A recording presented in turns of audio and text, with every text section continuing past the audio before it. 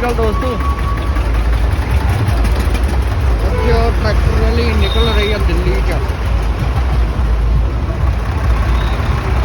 ਹਜ਼ਾਰਾਂ ਦੇ ਹਿਸਾਬ ਨਾਲ ਇਕੱਠ,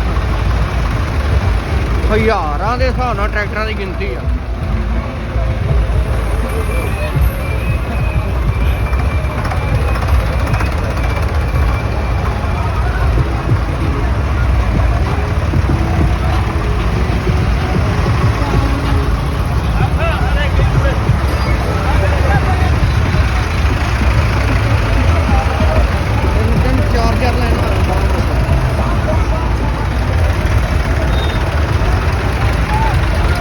ਲਾਈਵ ਚੰਗੀ ਤਰ੍ਹਾਂ ਹੁੰਦਾ ਨਹੀਂ ਯਾਰ, ਰੇਂਜ ਬਹੁਤ ਘੱਟ ਹੈ, ਨੈਟ ਦਾ ਬਹੁਤ ਸਲੋ ਨਾ ਕੀਤਾ ਹੋਇਆ।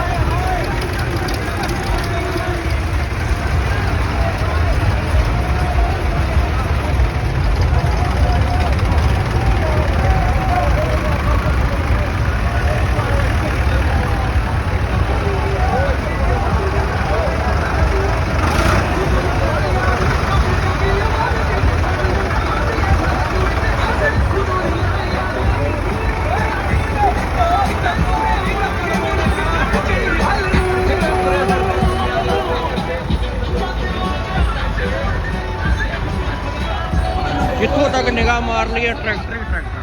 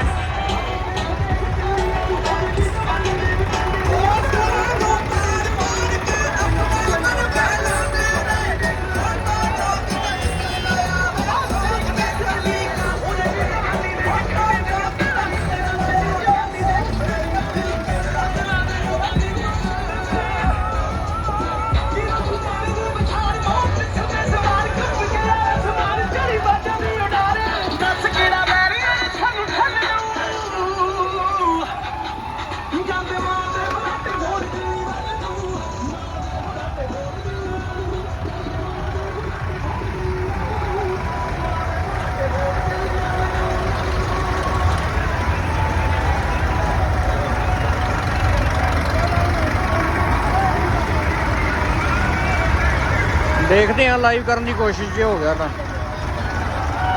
ਬਹੁਤ ਹੀ ਜ਼ਿਆਦਾ ਇਕੱਠ ਆ।